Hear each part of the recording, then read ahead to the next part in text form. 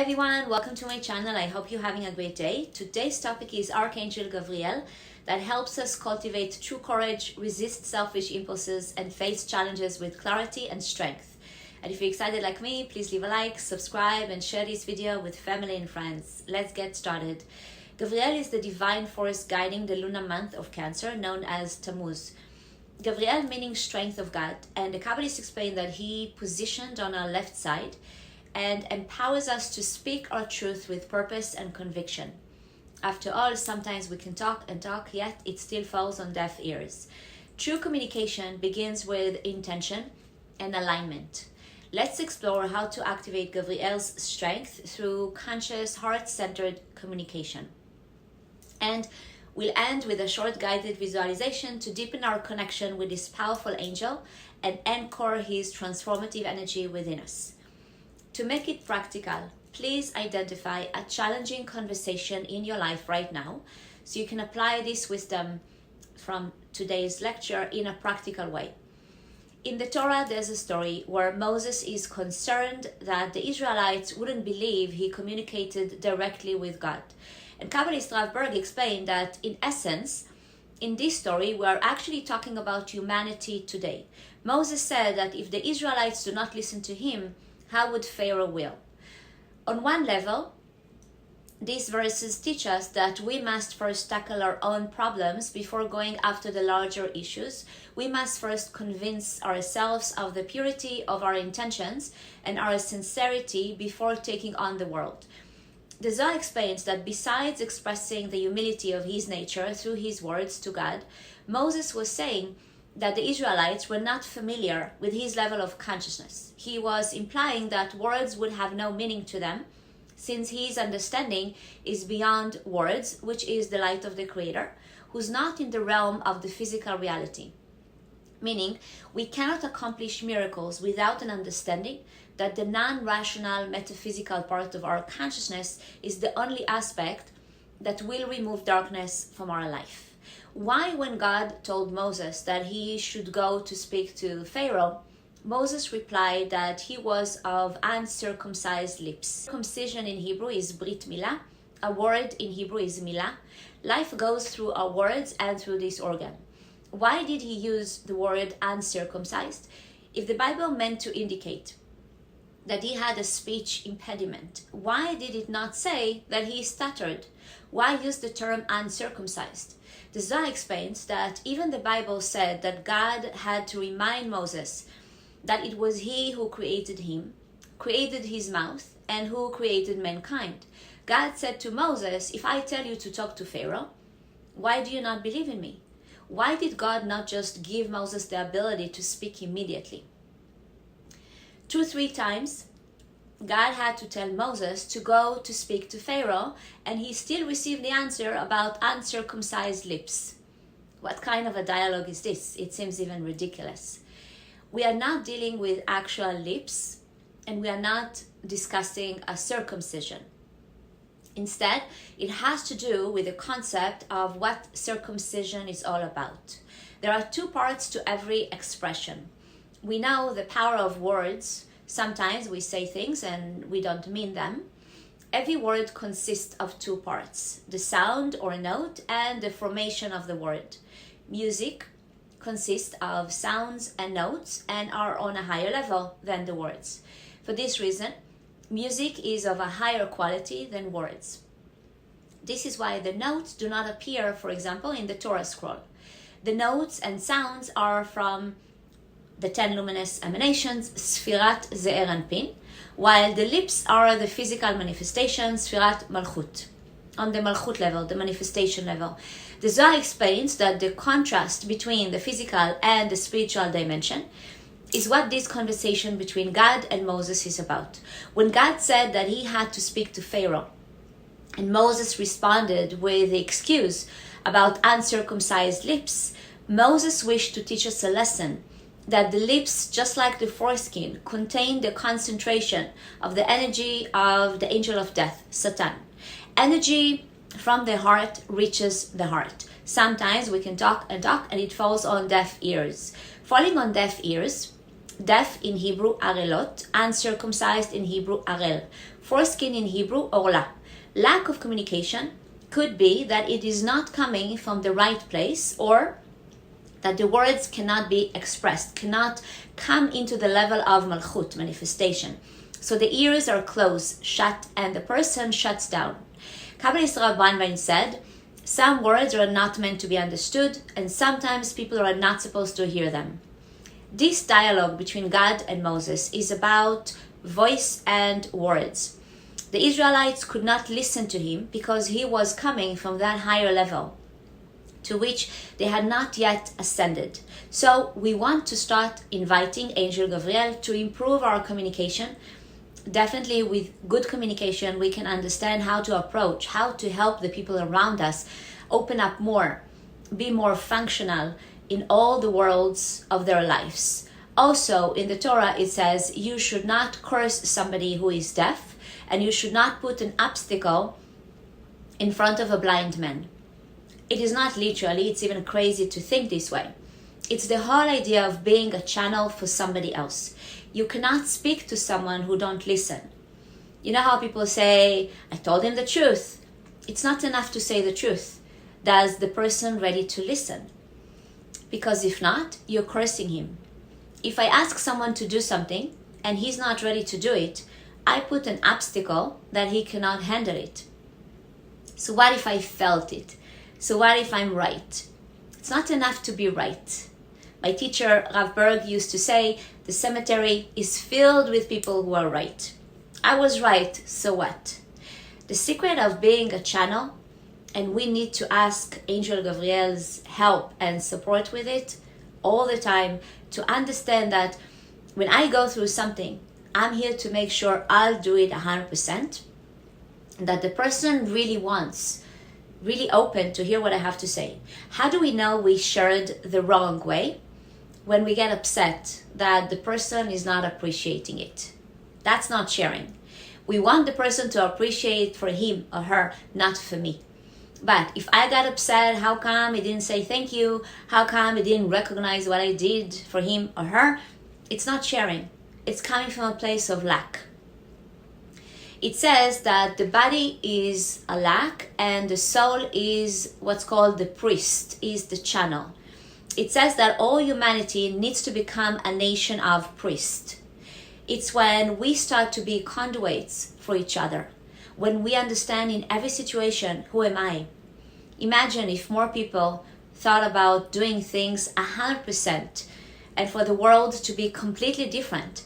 And when we reach that level, we will even become immortal, because the Zohar explains that the whole idea that the priest has to be perfect is to store light in the organs of the body, in relationships, to receive back that energy, because energy never go lost. Energy is only blocked.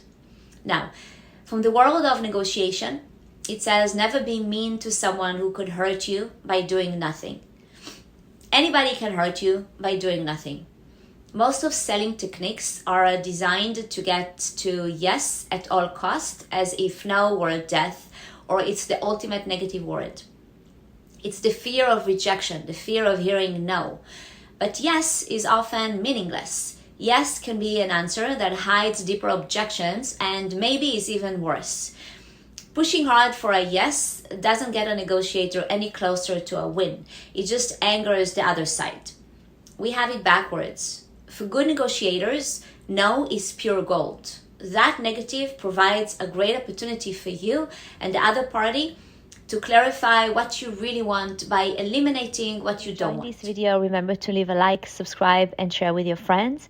Book now with me one-to-one session in angel coaching and communication coaching. To learn more, email or DM me. Enjoy the video. Jim Camp, in his book Start With No, he says, give your adversary, that's how he calls the counterpart, permission to say no. He calls it the right to veto. He observes that people will fight to the death to preserve their right to say no. So he said, give them that right permission to say no to your ideas, and the negotiating environment becomes more constructive and more collaborative almost immediately.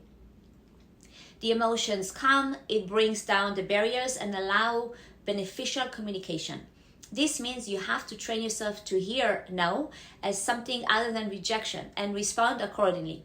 He adds that when someone tells you no, you think you need to rethink the word in one of its alternative and much more real meanings. I am not yet ready to agree, or you are making me feel uncomfortable, or I do not understand, or I don't think I can afford it, or I want something else, or I need more information, I want to talk it over with someone else. Then, after pausing, ask solution-based question or simply label their effect. What about this doesn't work for you? What would you need to make it work? It seems like there is something here that bothers you. It seems like you're powerless here. It seems like there's nothing you can do. It seems like there's nothing I can say. No one wants to feel powerless. A salesperson who's trying to follow up with a client who's not answering back, and he's trying to receive an instant commitment from this client to buy, for example, expensive tickets to a conference, FBI negotiator Chris Voss suggests that he can rather say, are you against making a commitment for these tickets now? Are you against paying for them before the start of business tomorrow?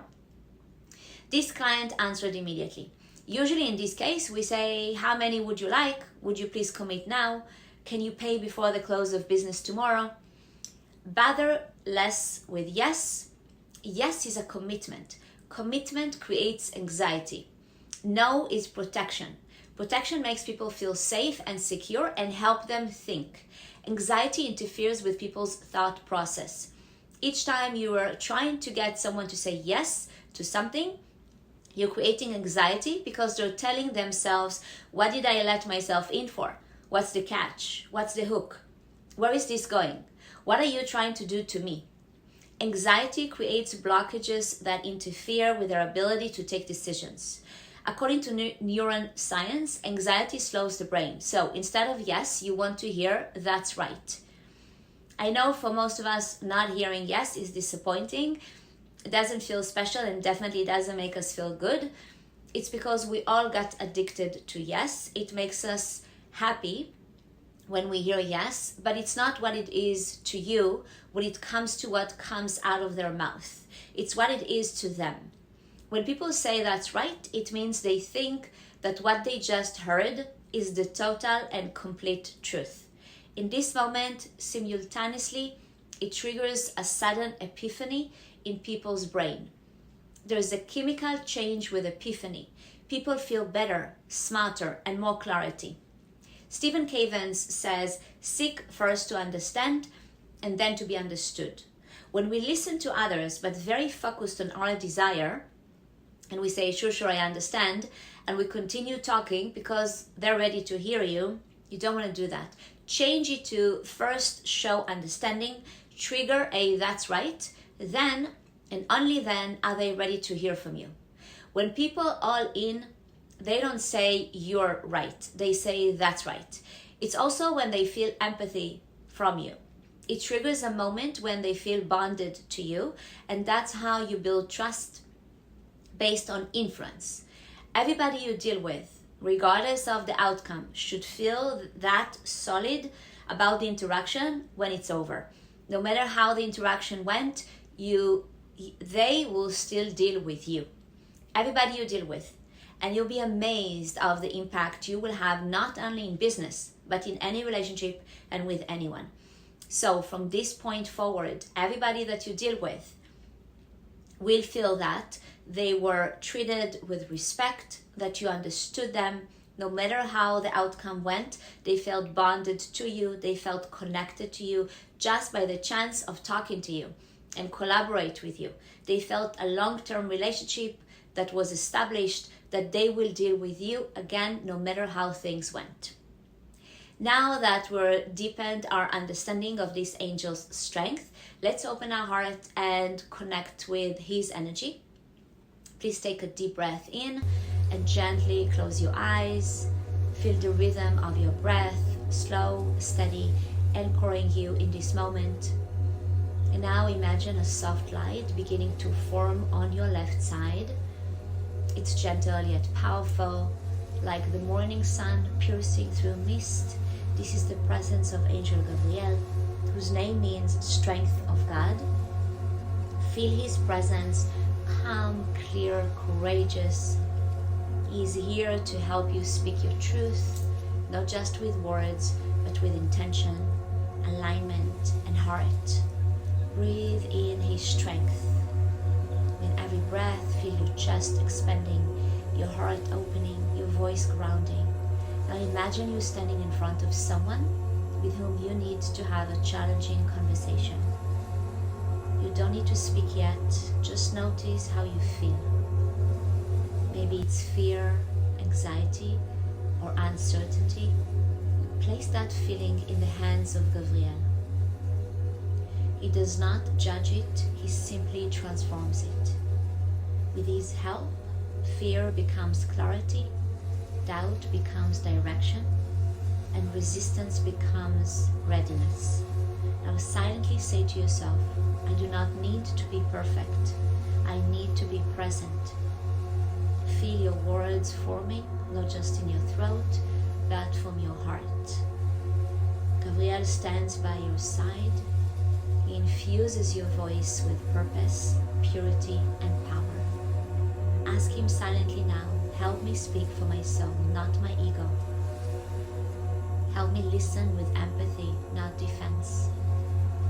Feel his answer, not in words, but in presence. You are not alone, you never were. Now gently bring to mind the story of Moses, how even he, the great leader, questioned his voice. But his doubt was not weakness. It was the doorway to humility.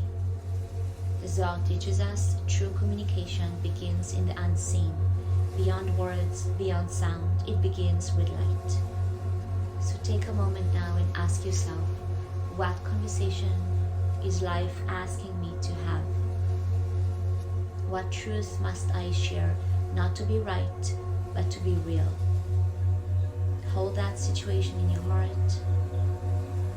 Let Angel Gavriel bless it. Let him prepare you not just to speak, but to connect. Inhale deeply.